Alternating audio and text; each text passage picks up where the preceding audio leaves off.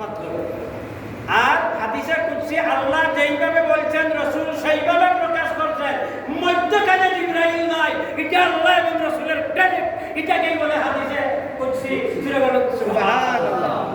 এই হাদিসে কুদসি আমরা লা ইয়াদালু আবদে হাত্তা ইয়াতাকাল্লামু বিন নওয়াফিল ফাকুনতু সামাল্লাহু ইয়াসমাউ বিহি ওয়া বাসারাহু আল্লাতী ইয়াবসুরু বিহা ওয়া রিজলাহু আল্লাতী ইয়ামশি বিহা লিসানুহু লিসানুল্লাহ ইয়াদুহু ইয়াদুল্লাহ আইনুহু আইনুল্লাহ কলবুহু কলবিল্লাহ মান আ'দালি ওয়ালিয়ান ফাকাদ আযানতাহু বিল হারবি।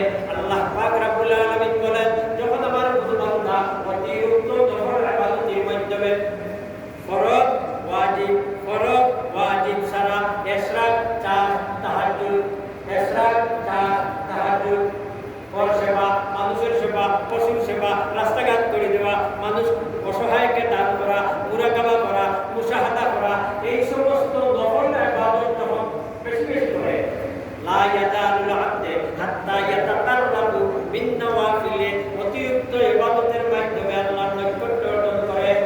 সুবহানাল্লাহ।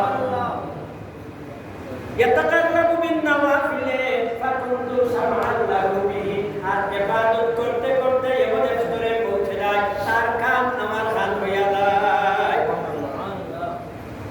ওয়া বাসারাহু আল্লাতী ইয়াবসুরু বিহা, আর ওই ব্যক্তি যখন দেখে আমি মাবুদের চক্ষু আমার কুদরতের শক্তি দ্বারাই দেখে, তার চক্ষু আমার হইয়া যায়, তার হাত আমার হাত হইয়া যায়, সে আমার ইচ্ছার অধীন হইয়া যায়, আমার ইচ্ছার মুখালিফ চলে না।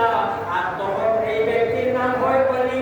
আর ওই ওলিকে যখন কোন মানুষ বেয়াদবি করে, ওই ওলির সাথে যখন মুস্তাকি করে, আল্লাহ কি বলেন, মান আ'তানি ওয়ালিয়ান, যে কোন ওলির সাথে বেয়াদবি করে, ফাকাদ আযানতাহু বিল হারব, আমি আল্লাহ তার সাথে যুদ্ধ করি।